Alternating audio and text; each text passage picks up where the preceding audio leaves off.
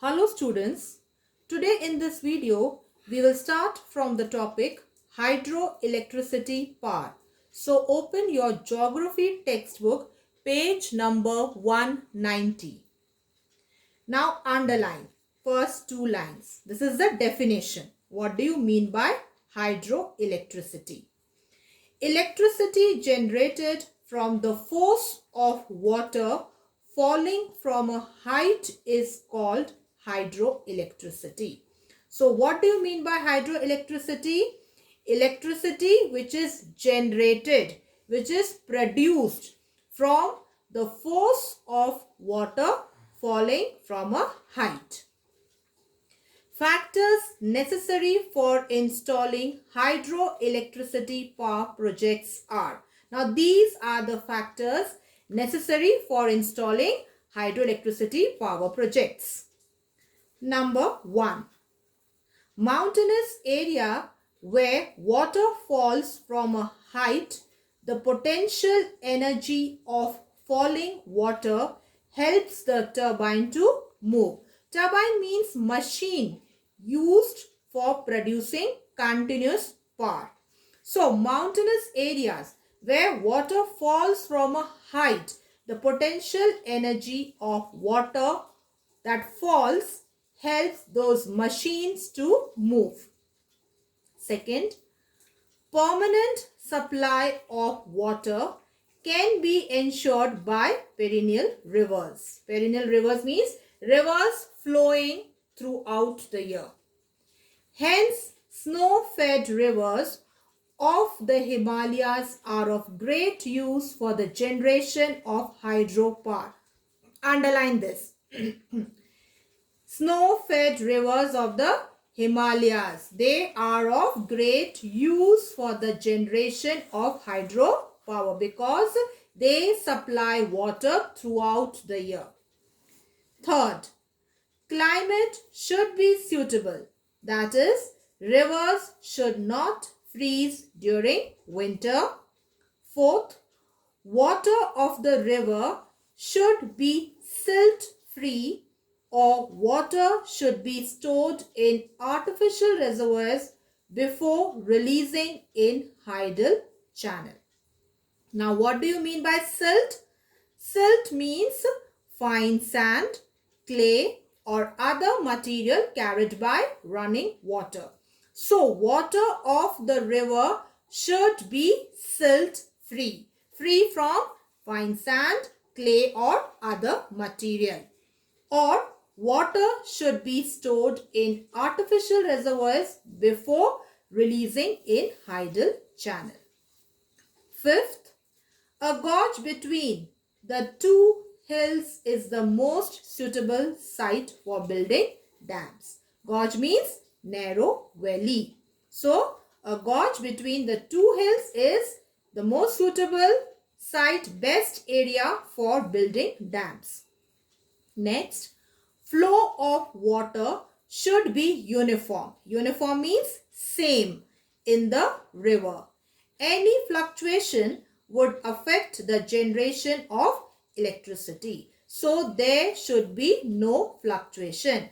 Flow of water should be uniform, should be same.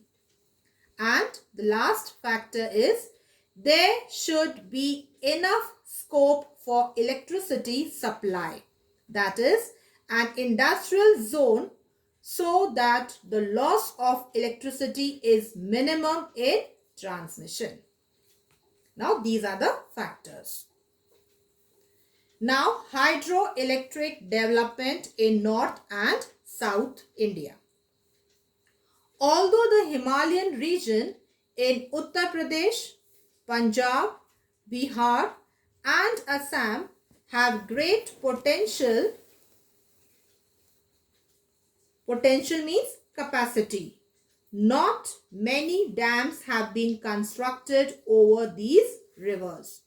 On the other hand, conditions are more favorable in South India, especially in Western Ghats. Now, although the Himalayan region in UP, Punjab, Bihar, Assam, they have great potential capacity, still many dams are not constructed there.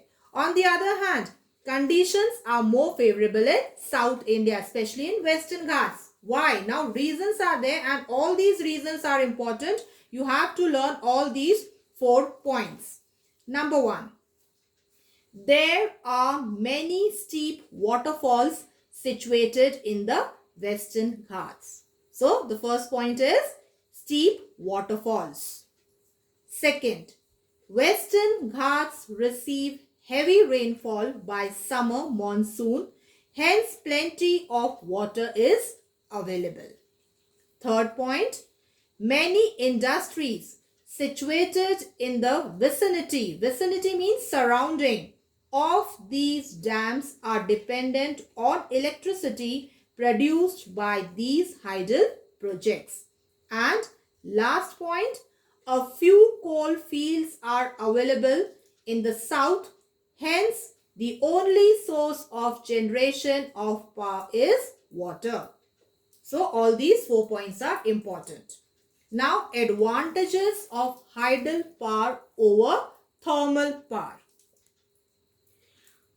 Hydel power is inexhaustible and renewable source of power, whereas coal, the major factor in thermal power, is exhaustible and non-renewable. So which one is better? Hydel power is better. Next, it is cheaper to build the dams than building thermal power stations. Now write down the meaning of thermal power stations. Power plant in which heat energy is converted into electric power. So, thermal power station means power plants in which heat energy is converted into electric power. And the last advantage, hydel power projects do not cause any pollution, whereas thermal power plants find it difficult to get rid of wastage. And last point, it is easy to transport it for long distances, while thermal power projects are restricted to areas of coal production. So these are the 4 advantages of hydel power. Now I wind up for today. Thank you. Stay home. Stay safe. God bless you all.